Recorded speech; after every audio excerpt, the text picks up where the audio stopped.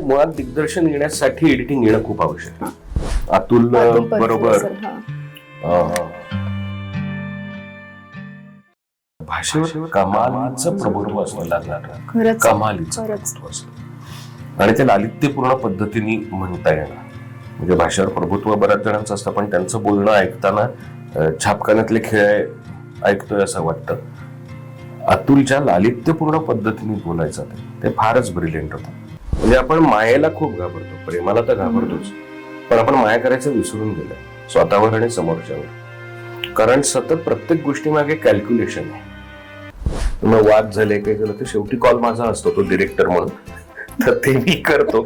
आणि हे सगळेच ऍक्टर्स अत्यंत प्रोफेशनल असल्यामुळे आणि फक्त काय मैत्री असल्यामुळे फार प्रेमाने आम्ही एकमेकांशी बोलत नाही. अत्यंत ज्याला समाजामध्ये असभ्य भाषा म्हणतात अशा भाषेमध्ये आम्ही एकमेकांशी बोलून आमचे मुद्दे मांडतो. आपल्याकडे एकाने बुक्की मारल्यावर 70 लोक उडतात.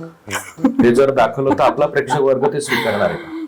ते बोलपटामध्ये रूपांतर त्यामुळेच होतं की अरे बाहेरनं पेट्रोल पंप उडवलाय, एक ब्लास्ट झालाय पेट्रोल पंपावर, तर आपण हे शब्दातून मांडतो पण ते व्हिज्युअल परवडणार नसतं. ऍक्च्युअली इम्पॅक्ट असतो की पेट्रोल पंप दिसतो आणि तिथे ब्लास्ट झाला तर त्याचा इम्पॅक्ट जास्त होणार आहे. पण आपल्याकडे अनफॉर्च्युनेटली बजेटचे प्रॉब्लेम असल्यामुळे तर त्याच्यात फार विहिरी होऊन चालत नाही. म्हणजे एक जण या आवाजात बोलतो आणि दुसरा अरे मी काय म्हणतो या आवाजात जर बोलायला लागला तर ते सगळं बेसूर होतं. आपला सिनेमा, आपल्या भाषेतला सिनेमा बघावा याच्याविषयी दुर्दैवाने टॅबू आपल्याकडे, की आम्ही मराठी बघत नाही, हे काहीतरी कमी पडा. हे जाऊन अभिमानाने आम्ही आमच्या भाषेतला सिनेमा बघतो आहोत हे वाटलं तर त्याचा ते जास्त होईल. घरातच आपण आता मराठी बोलणं कमी झालं. आपण म्हणतो की आपलं हे सगळं कल्चर, आपण संस्कृती नाही म्हणत, आपण म्हणतो आपलं कल्चर पुढे कसं कॅरी फॉरवर्ड होणार वगैरे. मला एक फोन आला होता ह्याच्यातून, मला वाटतं नाशिकचा प्रयोग झाल्यानंतर का कुठला तरी, मी नव्हतो त्या प्रयोगाला, पण त्यांनी कुठून तरी नंबर शोधून काढला आणि त्यांनी मला फोन केला आणि ते म्हणाले की आम्ही कार्यक्रम बघितला, आम्हाला आवडलाच, पण आम्ही मुलांनी एक ग्रुप केलाय, आम्ही कॉलेजमधली मुलं आहोत, आम्ही ग्रुप केलाय आणि आम्ही आता असं ठरवलंय की आमचं बजेट आम्ही काढलंय आणि आम्ही 5,000 रुपयाची पुस्तकं विकत घ्यायला चाललोय. जे we don't watch Marathi films म्हणणारी मुलं जी आहेत ही कदाचित वळली मराठी सिनेमाकडे, तर ते खूप आशादायी आहे.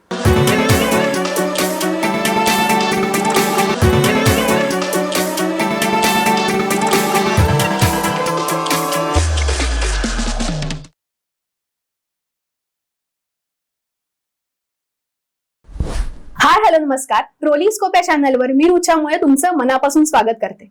आज आपण गप्पा मारणार आहोत दिग्दर्शक आदित्य इंगळे सरांसोबत.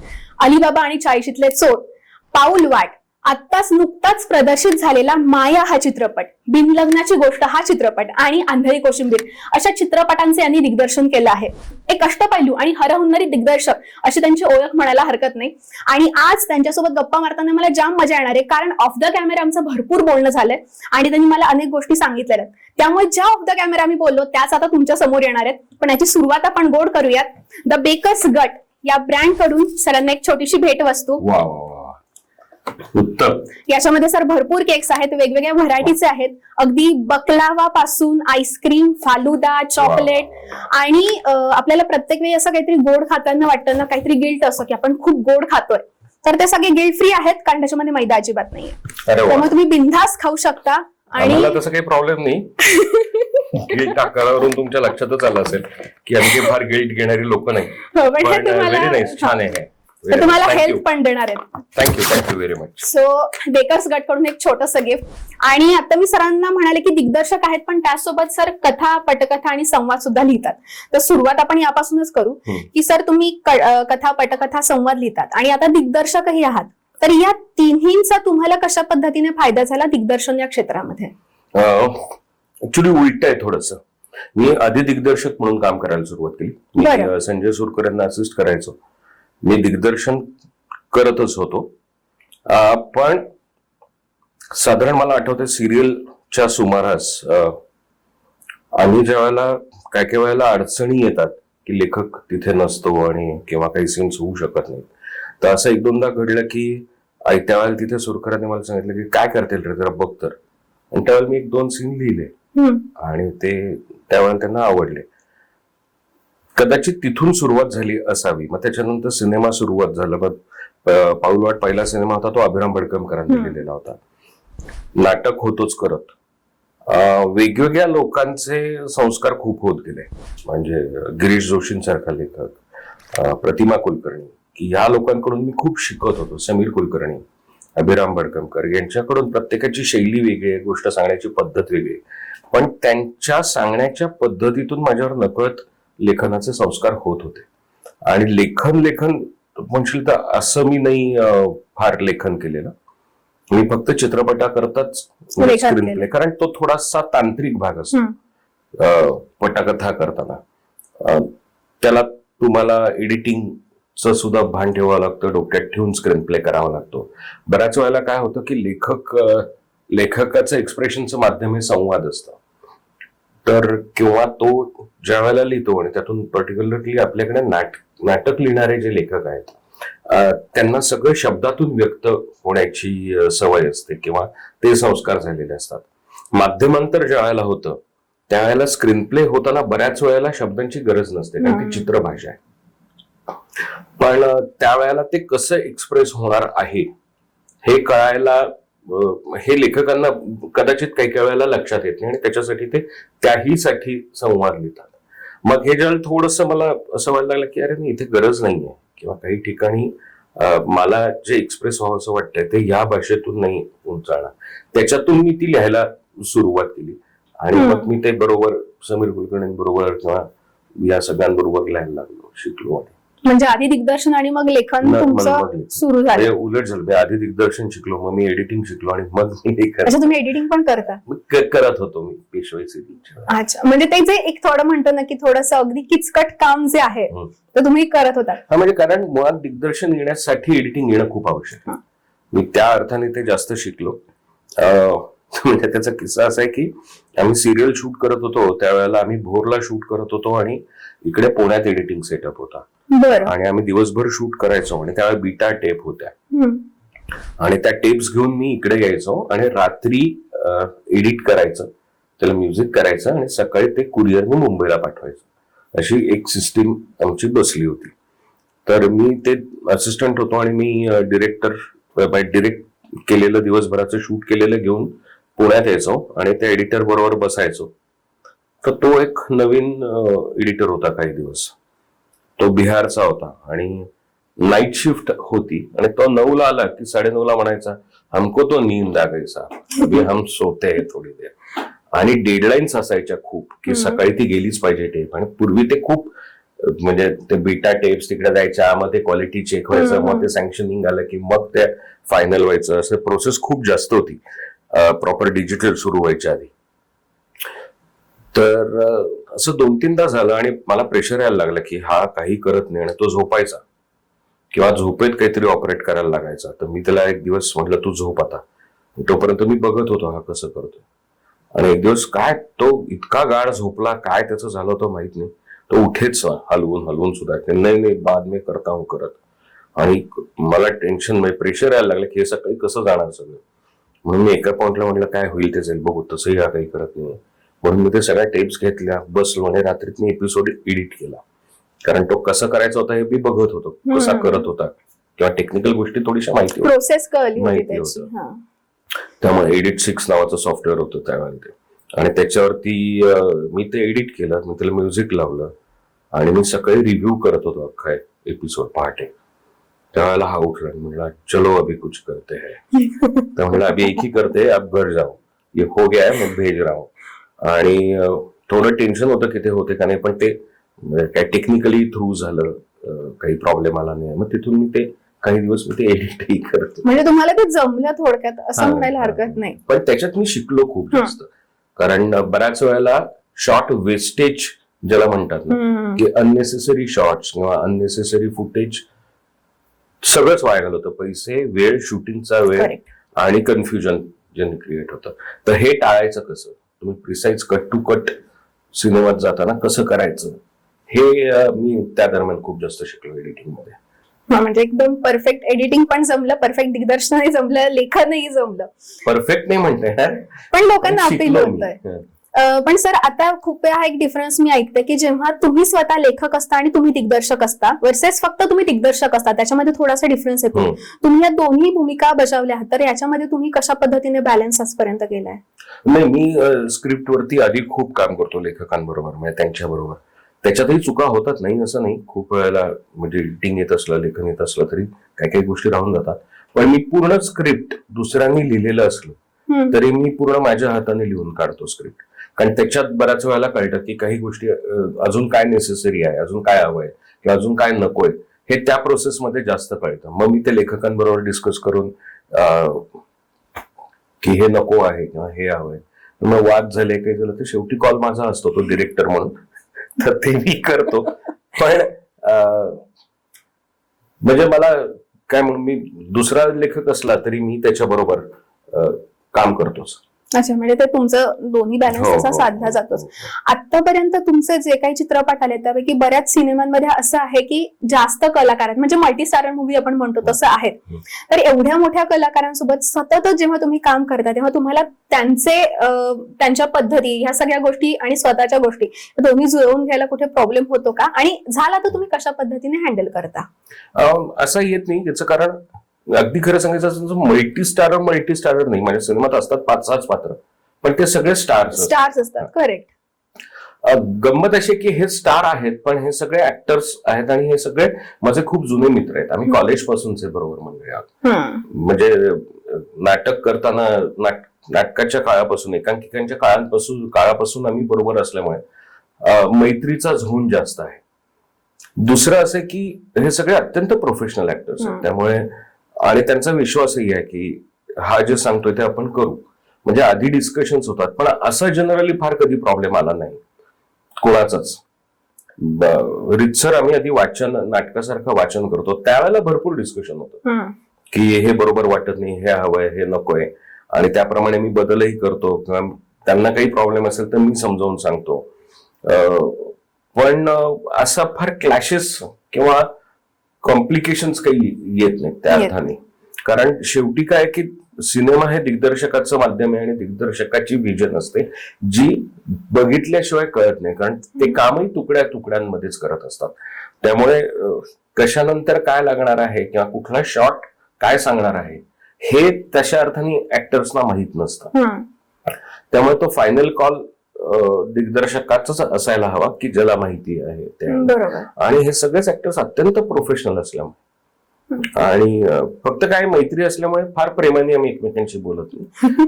अत्यंत ज्याला समाजामध्ये असभ्य भाषा म्हणतात अशा भाषेमध्ये आम्ही एकमेकांशी बोलून आमचे मुद्दे मांडतो. पण ते मैत्रीमध्ये मैत्री आहे. पण सर आता एवढ्या कलाकारांसोबत तुम्ही काम करत आहात आणि यापूर्वी पण केलं आहे, तर यांचे काही किस्से, काही आठवणी आहेत का? तुम्हाला कोणाकडून काही नवीन गोष्ट शिकायला मिळाली आहे असं काही आहे का?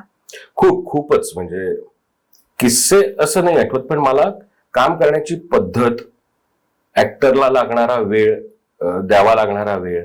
म्हणजे पूर्वी माझं असं होतं की मी शॉटची तयारी केली, एवढा शॉट तर करायचा आहे, तर माझं झाल्यावरती ऍक्टरला एवढा वेळ का लागतो परफॉर्म करायला, असे पूर्वी माझी चिडचिड व्हायची. पण ज्यावेळेला मी काम केलं एका नाटकामध्ये त्यावेळेला माझ्या असं लक्षात आलं की नाही, त्याची एक प्रोसेस असते, त्याला वेळ द्यावा लागतो.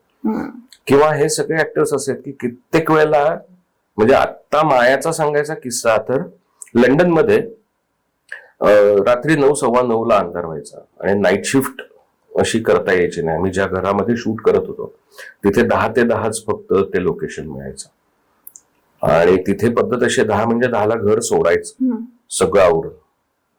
तर आम्ही आपले अंधार कधी होतो याची वाट बघत बसायचो.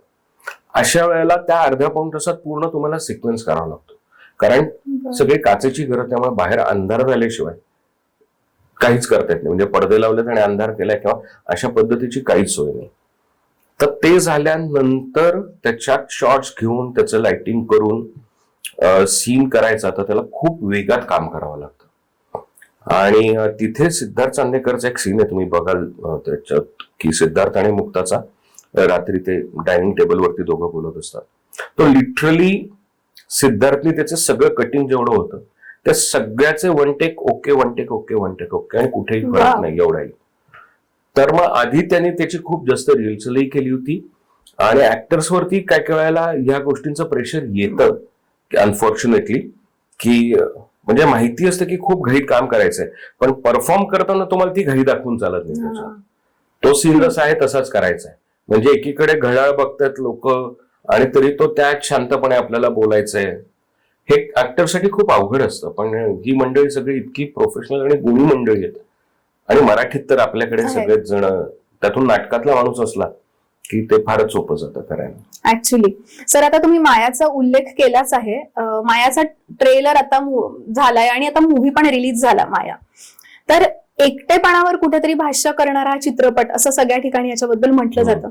तुम्हाला हा विषय का निवडावासा वाटला? का त्या जुन्या आठवणींना कवटाळून बसतीयस?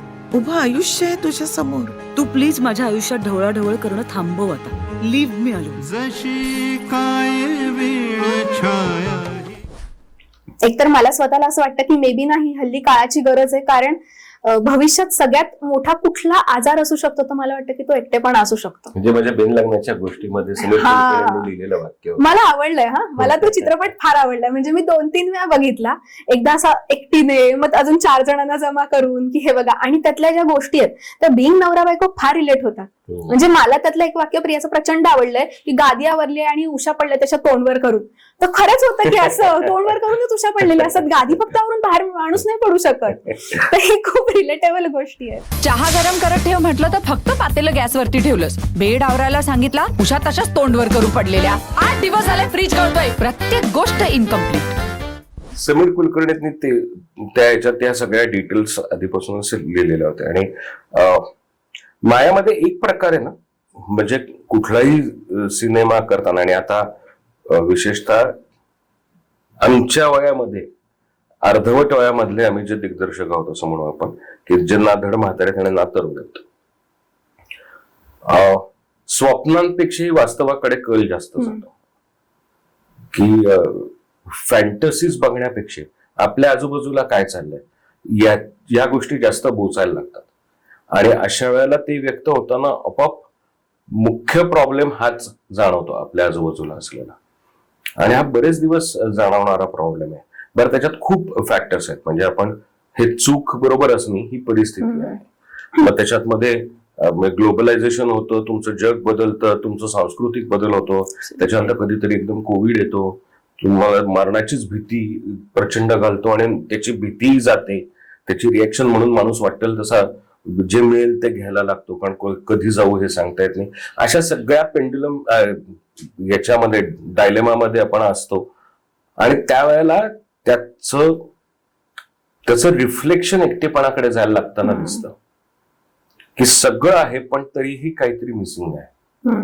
आणि या सगळ्याच्या मुळाशी मला असं वाटतं की प्रेमाचा अभाव हा खूप महत्वाचा भाग वाटतो मला. की माणसांचा एकमेकांना, म्हणजे मुळात मायाचा जन्मच त्याच्यातून झाला की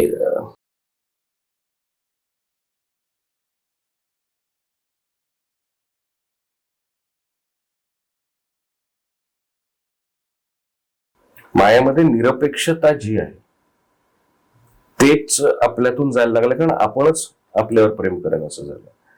आणि याच्यातून त्या कॅरेक्टरचा, त्या कथेचा जन्म झाला. मग त्याच्या आजूबाजूनी आपोआप पात्र येत जातात आणि मग आपल्याला जे म्हणायचं असतं. आणि बऱ्याच वेळेला असं होतं की विषय एक सुचलेला असतो पण ती कथा आपला आकार घेत वेगळीकडे जाते. त्याचे बरेच कंगोरे आपले जाणवतात. मला मूळ विषय जो आहे की त्या एकटेपणाकडे, म्हणजे एकटेपणा हे आता आपण स्वीकार करायचा का ती रिॲक्शन म्हणून घेऊन त्याच्यावरती किती वेगळी ऍक्शन घ्यायची याचा विचार करण्याची वेळ आली.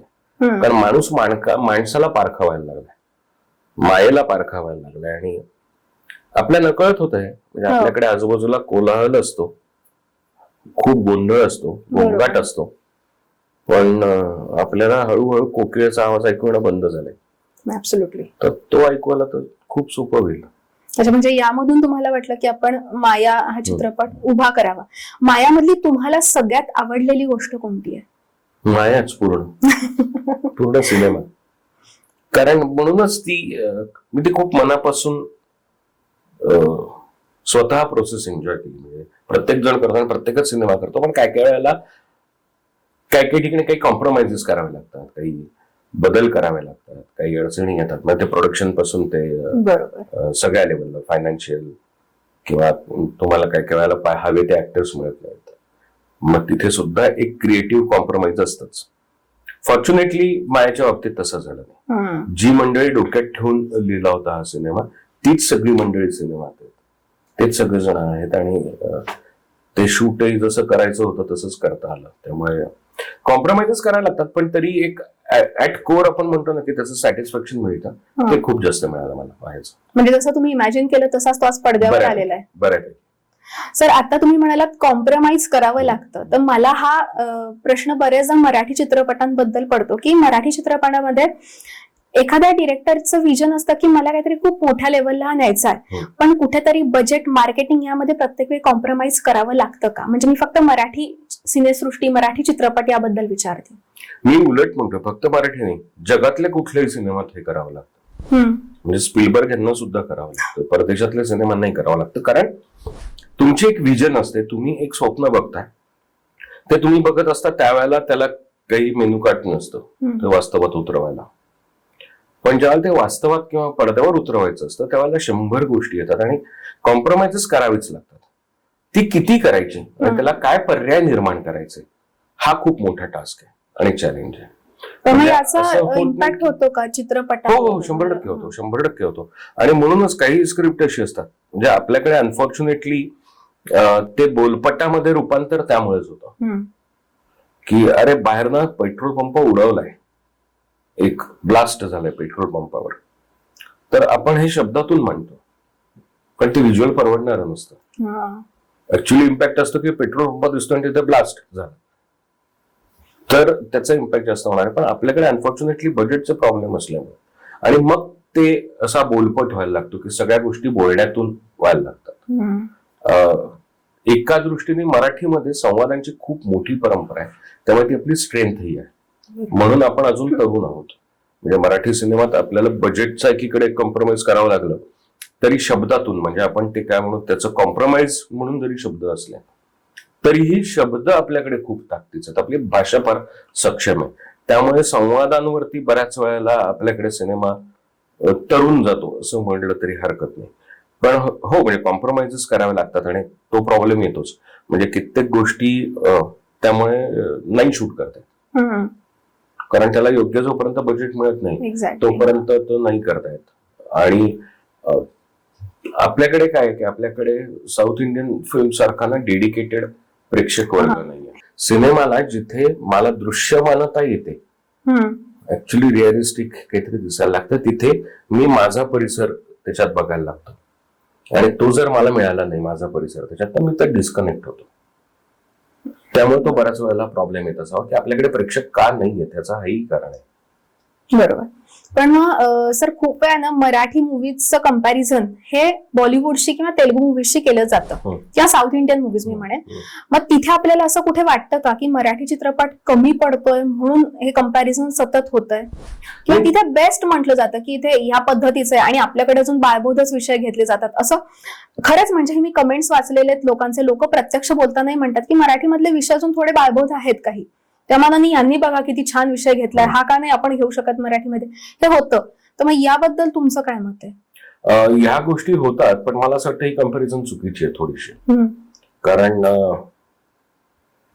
म्हणजे आपल्याकडे आपण हाही विचार करू, आपल्याकडे एकाने बुक्की मारल्यावर 70 लोक उडतात, ते जर दाखवलं तर आपला प्रेक्षक वर्ग ते स्वीकारणार आहे का? मग एक तर तांत्रिक दृष्ट्या आपण पूर्ण वेगवेगळी माणसं आहोत, कारण त्यांना ते परवडतं. याचं कारण पुन्हा तेच की डेडिकेटेड प्रेक्षक वर्ग आहे. व्हिज्युअली ती फिल्म ते मोठी करू शकतात साऊथ इंडियन लोक. पण आपण एक म्हणू शकतो की मल्याळम सिनेमाकडे की जिथे कंटेंट आहे, आता ती मळगम सारखी फिल्म आहे, ती कृष्ण सुदामाची गोष्ट आहे तसं बघितलं तर अशा आपल्या इकडे होतातच की. आता आपल्या इकडे आता थांबायचं नाही सारखे होतात. हा, हे मला मान्य की एक जो टिपिकल पद्धतीचं फिल्म मेकिंग किंवा सिनेमा, कमर्शियल सिनेमा म्हणून एक जे विजन ठरलं होतं किंवा एक पॅटर्न ठरला होता, तो आता बऱ्यापैकी गेलाय किंवा तो चालत नाही हे सिद्ध झालंय. पण आपण बघूयात की आता थांबायचं नाही, एप्रिल मे 99 यासारख्या फिल्म त्यांच्यापेक्षा पण खूपच पुढे आहोत मग कंटेंट वाईज. म्हणजे मला उलट वाटतं आपण टेक्निकली कदाचित नसू आणि येईल सुद्धा. एखादा नागराज मंजुळे येऊन सैराट करून दाखवतोच की टेक्निकली, पण त्याला मागे स्टुडिओचा बॅकअप असतो, त्यात तो स्वतः फार करेजस माणूस आहे. पण मग त्याच्या प्रतिकृती करायला लागतात आणि लोक पैसे वाया घालवतात, हा गोंधळ होतो. पण आर्थिकदृष्ट्या आपल्याकडे जर आपल्याला तेवढं काय म्हणू रिकव्हरी झाली किंवा कमाई सुरू झाली तर आपल्या इकडे करणारे आहेत आणि आपल्याकडचं मेकर्स उत्तमच आहेत माझ्या मते. मला उलट वाटतं की आपल्याकडचं सगळ्यात भारी आहेत मेकर्स. मराठीमध्ये सर्वार्थाने मराठी सिनेमा मोठा आहे. सर, आता तुम्ही म्हणाले की काही वेळेस कॉन्टेंट पण, काही वेळेस मी पण म्हणेन की खरंच कॉन्टेंट आपला खूप चांगला असतो, म्हणजे एक मराठी चित्रपटांचा उत्तम दर्जा असणारा कॉन्टेंट, आणि दुसऱ्या बाजूला एक कुठला तरी हिंदी चित्रपट येतो. असे दोन चित्रपट जेव्हा येतात तेव्हा सुद्धा पण मराठी चित्रपटांना आपण म्हणतो की थिएटर मिळत नाही, आणि हिंदीला म्हणजे फ्लॉप शो असेल तरी सुद्धा मिळतात. मग या मोमेंटला आपण काय करू शकतो? कारण तिथे मग सगळे लोक, क्राऊड सगळा जातो तो हिंदीकडे. तिथे काही दुर्दैवाचा भाग आहे. पण पुन्हा आता तुझ्याच बोलण्यात उत्तर आलं की क्राऊड जातो. तुला सांगू का, थिएटर्स ओनर किंवा एक्झिबिटर्स किंवा डिस्ट्रीब्युटर आपले कधीच चालणारा सिनेमा काढत नाहीत. साधा व्यवसाय ना, त्यांनाही त्याच्यातून पैसे मिळत असतात. ते का काढतील चालणारा सिनेमा? दुर्दैवाने चालत नाहीत सिनेमे. त्यातला आता हा महत्वाचा भाग आहे की शो टायमिंग. तुम्हाला कुठले शो मिळत आहेत, किती शो मिळत आहेत, याच्यावरतीही ठरताही मला मान्यच आहे. पण त्याच्यासाठी डेडिकेटेड जोपर्यंत मराठीसाठीच म्हणून थिएटर होत नाही, थिएटर किंवा स्क्रीन म्हणून, आपण थिएटरची गरज नाही, स्क्रीन होत नाहीत, तरीही खूप मंडळी आपले थिएटरवाले मंडळी करतात हे की एक स्क्रीन किंवा काही शो हे मराठीला करतातच. बरं, त्याच्यात नंबर ऑफ फिल्म्स इतक्या जास्त येतात आपल्याकडे की कोणाला किती शो द्यायचे. हिंदीचं आहे ते अपरिहार्य आहे, कारण आपल्याकडे मराठी आणि हिंदी ही भाषा इतके जवळच्या भाषा आहेत, दोन्ही मुंबईतच आहेत. त्यामुळे माणसाला आपल्याकडे प्रेक्षकाला ती भाषा कळायला अवघड जात नाही. साऊथला हिंदी कमी बोलतात, भाषा म्हणूनच कमी बोलली जाते ती, त्यामुळे त्यांना तो जवळचा वाटत नाही सिनेमा. आपल्याला तो इतका जवळचा वाटतो पण आपल्याला भाषेत चाळसर येत नाही कुठलाच. आणि म्हणजे ही अडचण आहे, पण ते होईल हळूहळू. मला असं वाटतं की जसे जसे सिनेमे चालतील.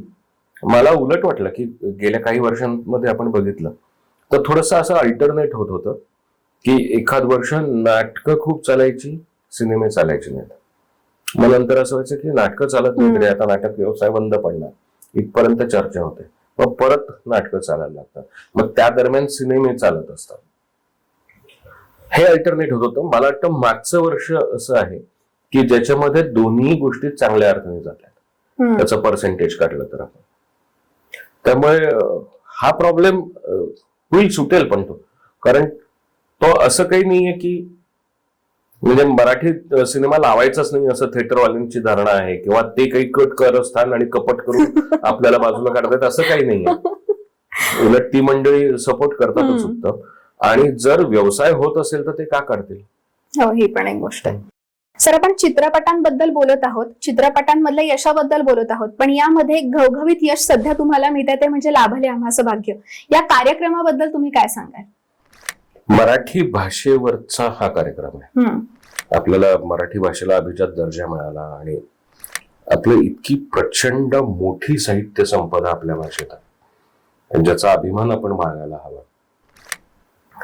आणि त्याचं थोडंसं काय म्हणू आपण, थोडासा प्रोमोच आपल्या भाषेचा असा तो कार्यक्रम आहे की ज्याच्यामध्ये विविध पद्धतीने अभिवाचन आहे, कवितेवरचा नाच आहे, मृण्मयी देशपांडे करते, अजित परब गातो, गौतमी गाते, नाट्य प्रवेश आहे, आणि या सगळ्याला बांधणारं एक सूत्र आहे, असा तो कार्यक्रम आहे.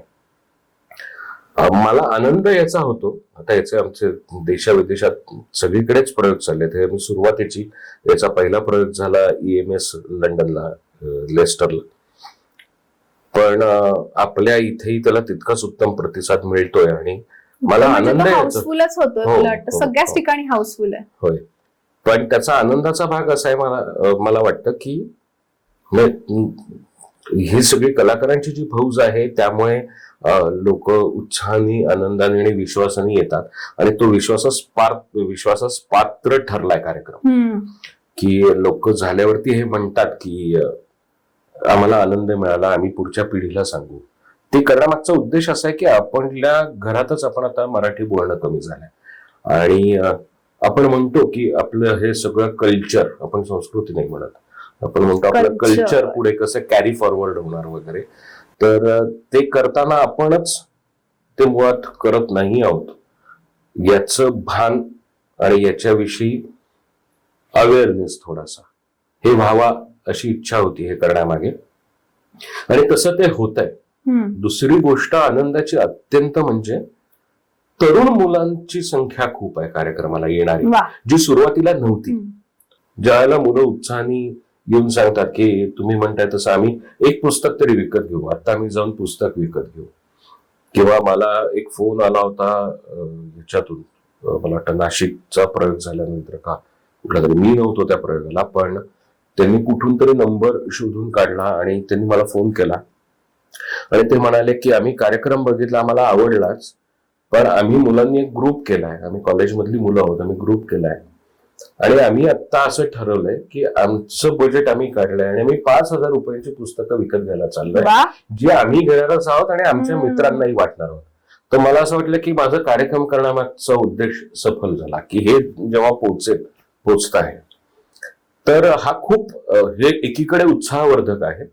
कदाचित हीच मंडळी हळूहळू जे we don't watch Marathi films म्हणणारी मुलं जी आहेत ही कदाचित वळली मराठी सिनेमाकडे, तर ते खूप आशादायी आहे. कारण शेवटी सिनेमा तुम्हाला पोचणं हे महत्वाचं आहे.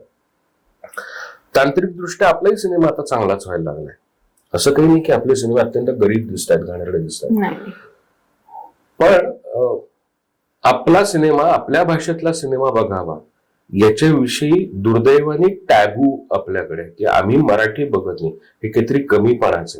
हे जाऊन अभिमानाने आम्ही आमच्या भाषेतला सिनेमा बघतो आहोत हे वाटलं तर त्याचा ते जास्त होईल. कारण काय, आता पुढची जनरेशन आहे त्यांची स्पेंडिंग कॅपॅसिटी जास्त असणार आहे आणि मला असं वाटतं की ते खूप छान आहे की मुलं फोन करून सांगतात की आम्ही घेतलं बरं का एक पुस्तक, आम्हाला माहितीच नव्हतं पुलंचं 1-0 पुस्तक, की ते आम्ही वाचलं, आम्हाला छान वाटलं. हळूहळू पसरेल होईल. अर्थात, म्हणजे जसं आपण म्हणतो की भाषा जपली की संस्कृती जपली जाते, मला वाटतं या मार्फत एक संस्कृती उत्तम पद्धतीने जपली जाईल आणि जोपासल्या पण जाईल असं म्हणायला हरकत नाही. कारण या सगळ्याच्या मागे जोपर्यंत प्रेम भावना येत नाही, आपल्या भाषेविषयी जर आपल्याला प्रेम आणि अभिमान वाटला नाही तर आधी प्रेम वाटावं लागतं आणि मग अभिमान. पण तुम्ही म्हणालात ती एक गोष्ट खरी आहे सर, आम्ही जेव्हा आमचा सुद्धा मित्रमैत्रिणींचा ग्रुप बसतो तेव्हा मराठी चित्रपट बघणारे हे खरंच कमी आहेत.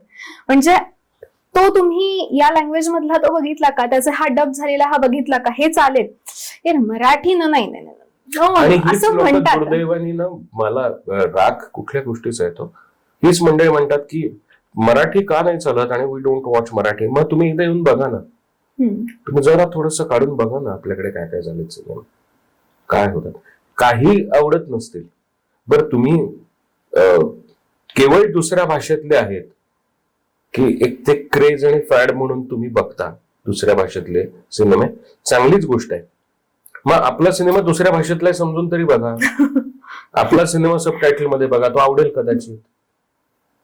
तर ही माझी एक तक्रार आहे की आपण फार दुय्यम लेखतो आपल्या भाषेला आणि ते फार दुर्दैव, फार वेदनादायी. आणि आता माया हा चित्रपट सुद्धा मराठी भाषा गौरव दिनाच्याच दिवशी प्रदर्शित झाला, योगायोग झाला खरं तर. कारण त्याच दिवशी लाभले आम्हाचं भाग्याचाही प्रयोग होता मराठी भाषा दिन म्हणून, जागतिक मराठी भाषा दिन, कुसुमाग्रज यांचा दिवस असतो त्या दिवशी, आणि त्याच दिवशी चित्रपट रिलीज झाला. मला हे फार छान वाटलं. हा योगायोग मला वाटतं असाच पुढे जाईल आणि चालू राहावा. अजून एक मोठा मुद्दा आहे जो सगळ्या क्षेत्रांमध्ये आता येतो, तो म्हणजे AI. तुम्हाला AI ची अशी भीती वाटते का की ती या चित्रपट सृष्टीमध्ये येईल आणि कुठेतरी याचा धक्का आपल्या चित्रपट सृष्टीला लागेल? म्हणजे ओव्हरऑल चित्रपट सृष्टी त्याबद्दलच विचारते. धक्का सेटबॅक बसेल काही काळ. आहे चालू पद्धतीच्या फिल्म मेकिंगला सेटबॅक बसेल. पण दोन गोष्टी वाटतात मला. एक तर मुळात AI हे तंत्रज्ञान आहे, क्रिएशन नाही. ते एक टूल आहे. असं होईल की म्हणजे आता जे होतातच आहेत, खूप आपण ऍड्स बघतो, त्याचा मुळात पहिल्यांदा कुठल्याही शास्त्राचा ते दुधारी तलवारीसारखंच असतं की त्याचा पहिल्यांदा वाईट कामासाठी उपयोग केला जातो, त्याच्यातून चांगलं क्रिएट करण्यापेक्षा. म्हणजे कुठलंही तंत्र निर्माण होताना त्याचा उद्देश काहीतरी चांगलं क्रिएट करण्यासाठी असतो, पण त्याचा पटकन वापर होतो तो वाईट कामासाठी होतो. ज्या पद्धतीने आपण बघतो की इन्स्टापासून सगळीकडे की अत्यंत वाईट वाईट घाणेरडे व्हिडिओज केले जातात कोणाचेही चेहरे वापरून. आता हे क्रिएशन म्हणायचं का, याचं कौतुक करायचं का?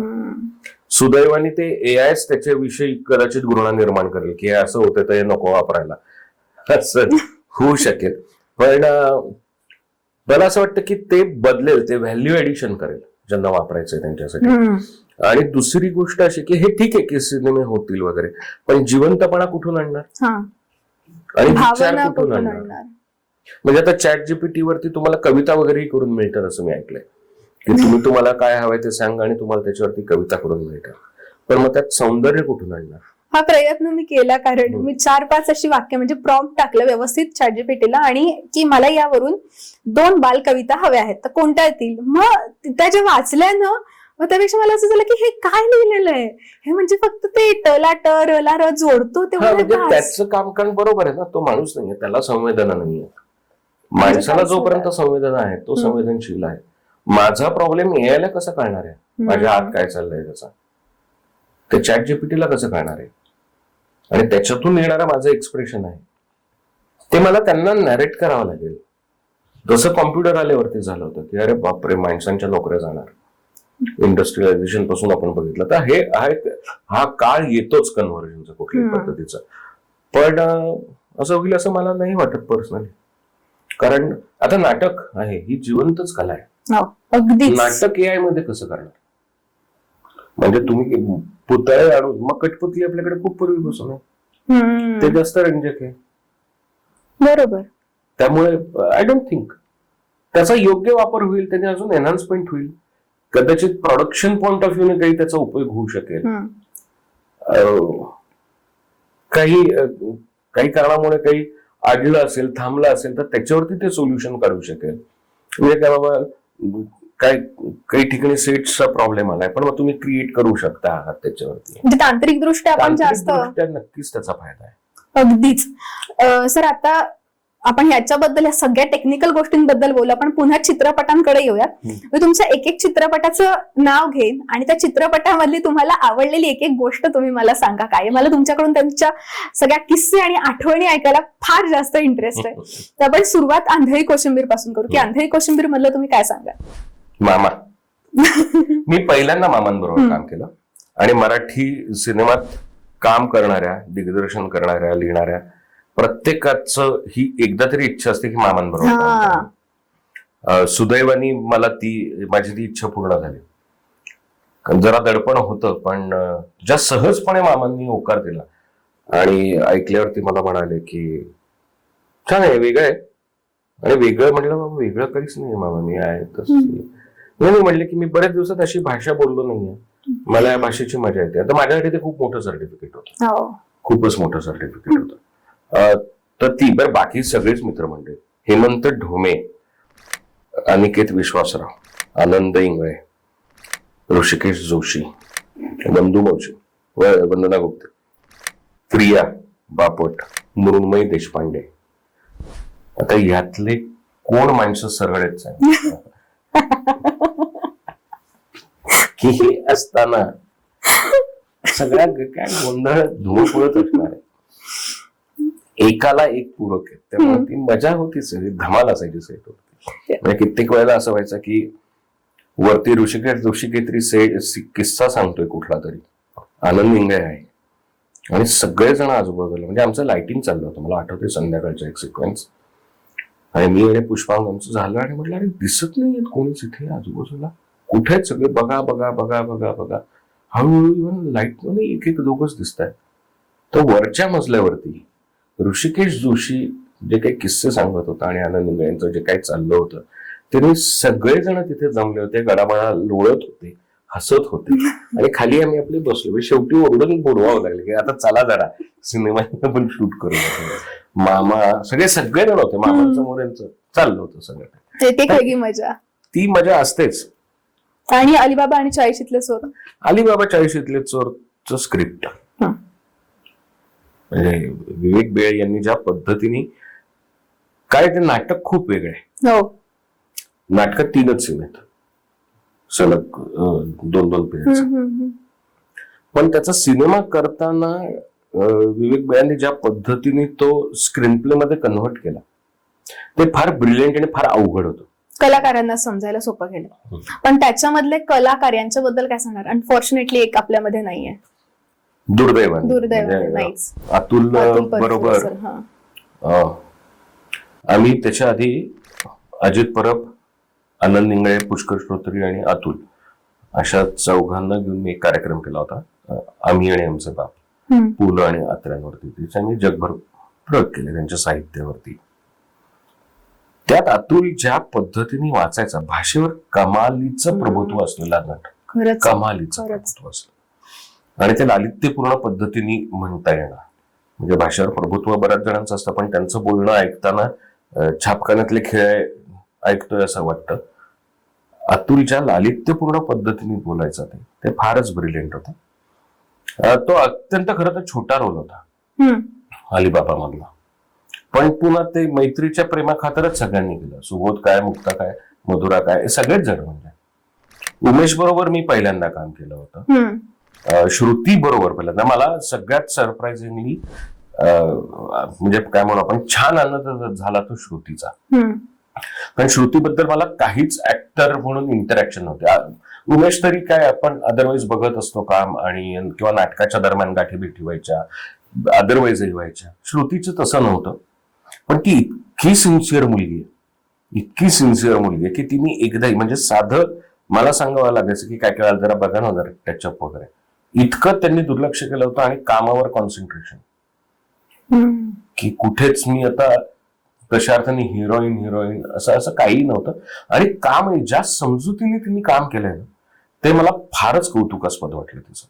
कारण या सगळ्या राक्षसांमध्ये बाकीच्या तिला काम करताना त्यातलं ऑर्मॅन आउट वाटता कामा नये, ती त्यांच्या बरोबरची वाटली पाहिजे. बरं, हे करताना ऍक्टिंग स्टाईल म्हणून फार वेगळीकडे जाता कामा नये. सिनेमाची एक पद्धत ठरते आपली बरोबर प्रत्येकाची, की अभिनयाची सुद्धा एक पद्धत ठरते, ती कॉम्प्लिमेंट करणं एकमेकांना. तर त्याच्यात फार विहिरी होऊन चालत नाही. म्हणजे एक जण ह्या आवाजात बोलतोय आणि दुसरा अरे मी काय म्हणतो ह्या आवाजात जर बोलायला लागला तर ते सगळं बेसूर होतं. आणि शॉर्ट्स वेगवेगळे होतात, त्यावेळेला हे माहिती नसतं. पण तिने इतरांची कामं बघून थांबून, कोण कसं काम करतंय, काय सुरात बोलतंय, काय पद्धतीने बोलतंय, बाकीच्यांच्या सीन्सला थांबून ते तिने फार विलक्षण पद्धतीने काम केलं. त्याच्यात मला फार कौतुक आहे त्याचं. कारण बाकीच्यांचं कसं होतं की आता काय मधुरा असो, मुक्ता असो, हे माहितीच आहे मला किंवा त्यांनाही माहिती आहे, ते चांगलं काम करणारच आहेत किंवा त्यांना ते येणारच आहे. बरोबर. माझ्यासाठी म्हणतोय मी की सरप्राईज माझ्यासाठी होतं श्रुती जास्त. त्याच्यानंतर पाऊलवाटा मधल्या काय गोष्टी आहेत? पाऊलवाट पहिला सिनेमा माझा, आणि पहिल्या सिनेमाविषयी तुम्हाला विशेष प्रेम असतं. कोणती पहिली गोष्ट विशेष प्रेम असतं?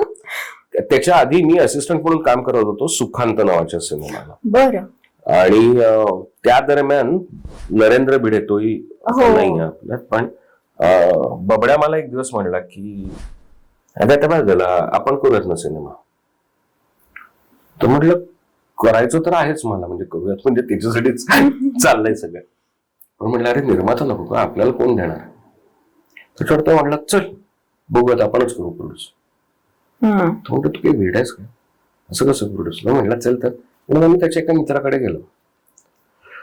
तो म्हणाला की मला करण्याची इच्छा आहे, पण माझ्याकडे फक्त 10 लाख रुपये. तर 10 लाखात कसा सिनेमा होणार. पण ते केवळ आणि केवळ नरेंद्रमुळे घडलं. तो म्हणाला अरे होईल रे चल, असं म्हणून तो विविध लोकांना भेटून विविध लोकांना कन्व्हिन्स करून त्यांनी तो सगळा ग्रुप तयार केला आणि त्याच्यातून आम्ही तो सिनेमा केला. म्हणजे तो खरं नरेंद्र मुळे झाला सिनेमा पूर्ण. त्याच्यात एक गंमत अशी झाली होती की आधी आम्ही अन्नू कपूर यांना विचारलं होतं त्यातल्या बरं. रोलसाठी. सीमा त्यांनी एक छोटस काम केले, सीमा देवांनी त्याच्यात. बर. तर हे मला वाटतं की हे खूप मोठे आशीर्वाद मला मिळाले पहिल्याच सिनेमाला. आणि अन्नू कपूर त्यांच्या मी अगदी फार्म हाऊस वरती जाऊन त्यांची तालीम घेतली. छान करत होता ऍक्टर, तो छानच माणूस. आणि शेड्यूल ठरलं आणि त्यांचा काहीतरी 4-6 दिवस आधी फोन आला की मला एक इंग्लिश फिल्म आली आहे तर तू शेड्यूल पुढे ढकल. तो म्हटला मी असं नाही करू शकत की पुढे नाही ढकलू शकत. तर ते थोडे म्हणले की नाही मग मला नाही करता येणार.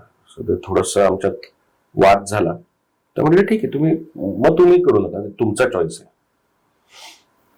आणि कदाचित ऍक्टर म्हणून त्यांना ते जास्त महत्वाचं वाटलं असेल एका मराठी सिनेमामध्ये नवीन डिरेक्टर बरोबर काम करण्यापेक्षा. इंग्लिश फिल्म होती, बरोबर आहे, म्हणजे त्यांची असेल. फक्त त्यांनी सांगितलं ती वेळ जरा चुकीची होती की 4-6 दिवसच आधी सांगितलं. अरे. तर मग ते आता काय करायचं. तर त्यावेळेला परत असंच मित्र म्हणून, काय ज्येष्ठ मित्र म्हणू आपण, मी किशोर कदमला फोन केला आणि किशोरला सांगितलं सगळं की किशोर असं असं झालं आहे पण तू करशील का मला मदत करू. सुदैवाने किशोर लगेच तयार झाला. म्हणजे काहीच किशोर नाही अडेबिडे. फक्त तो झाल्यावरती मला एवढंच म्हणाला की अन्नू कपूर इतपत तरी बरं झालंय का माझं काम. पण ही मंडळी मदतीला धावून आली आणि तिथे मला हे सगळं बोलणं ऐकून मला वाटतं की हे जे सगळे कलाकार आहेत, एक कलाकार म्हणून ते उत्तम आहेतच, पण एक माणूस म्हणून हे सगळे उत्तम माझ्या आहेत. सुदैवाने आतापर्यंत मला सगळी चांगली माणसं भेटलीत. मग ते चांगले कलाकार आहेतच. मी खूप एवढं लोकांबद्दल खूप अडचणीला ऐकलंय धावून येणं पण नाही मग माझ्या सुदैवाने हे चांगलंच, म्हणजे चांगली हा माणसं भेटली. हे खरंच चांगुलपणाच म्हणावं, याला दुसरं आपण काहीच काही म्हणू नाही. शकत नाही. सर, अजून यामध्ये मला एक शेवटचा प्रश्न अजूनही असा दिसतोय, तो म्हणजे खूप जण आहेत ज्यांना या क्षेत्रामध्ये यायचं असतं आणि या क्षेत्रामध्ये खूप असे गोष्टी आहेत की ज्या लोकांना माहीतच नाहीत की इथे सुद्धा आपल्याला काहीतरी एक अपॉर्च्युनिटी आहे, आपण पुढे जाऊ शकतो. दिग्दर्शन क्षेत्रामध्ये पण तशा अपॉर्च्युनिटी डेफिनेटली असतील. तर ज्यांना या क्षेत्रामध्ये यायचं आहे, ज्या तरुण पिढीला दिग्दर्शन या क्षेत्रामध्ये करिअर करायचंय, त्यांना तुम्ही काय सांगाल? मी सांगणं इतकं खरं तर मोठं नाही अजून. एवढे चित्रपट झाले सर आता, एवढा अनुभव आलाय. मला एक गोष्ट जाणवते ते मी नमूद करण्याचा प्रयत्न करतो. म्हणजे मला सल्ला बिल्ला देणं खूप जास्त वाटतं. डिजिटल गोष्टी झाल्यापासून, डिजिटायझेशन नंतर खूप गोष्टी कम्पॅरेटिव्हली सोप्या झाल्या. म्हणजे आम्ही ज्यावेळेला शिकलो त्यावेळेला ती रील्स होती. ऍक्च्युली प्रॅक्टिकली त्याच्यातून शिकावं लागायचं. त्याची टेक्निकल लँग्वेज वेगळी होती. आम्हाला एक 90 फूट 30 फूट राहिले, मग एक क्लोजअप निघेल का, मग ते डबे सांभाळून ठेवा, त्याच्यावर नोट करून ठेवा, ही त्यावेळीची पद्धत होती. त्यामुळे प्रिसाईज काम करण्याची हे लागली होती. पण ज्यावेळी डिजिटायझेशन झालं, आता ना तुम्हाला फुटेज, हा खरं तर शब्द फूट, किती फूट आहे, फुटेज जे आहे, फिल्म किती फुटेज, आता त्याचं टेन्शनच नाहीये. तुम्ही वाटेल तेवढं शूट करू शकता, पुसू शकता, परत करू शकता. त्यामुळे झालंय काय की लोकांना फार पटकन एकदा मॉनिटरवर दिसलं की करता येतं. त्यामुळे लोक आता शिकायच्या आधी बरेच जण दिग्दर्शक करून तर बघू ना, ही चांगली गोष्ट आहे. पण मुळात तंत्रज्ञान येणं फक्त म्हणजे चित्रपट येणं असं मला वाटत नाही. म्हणजे मी सुद्धा अजून ज्या 2 गोष्टी शिकतोय की मला महत्वाच्या वाटतात, ते म्हणजे एकतर कुठलीही कलाकृती असू दे, संहिता महत्वाची. बरोबर. तुम्हाला जोपर्यंत चांगलं स्क्रिप्ट करता येत नाही, कॉन्टेंट इज द किंग. ते जोपर्यंत होत नाही तोपर्यंत तुम्ही कितीही AI आणा, तुम्ही काहीही आणा, ते भावस्पर्शी होणार नाही आणि ते टच करणार नाही तुम्हाला.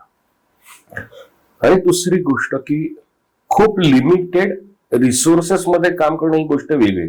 खूप लिमिटेड नॉलेज मध्ये काम करू नये. आपल्याकडे लोक, तरुण मंडळींमध्ये मला असं वाटतं की त्यांना ती गरज वाटेनाशी झाली.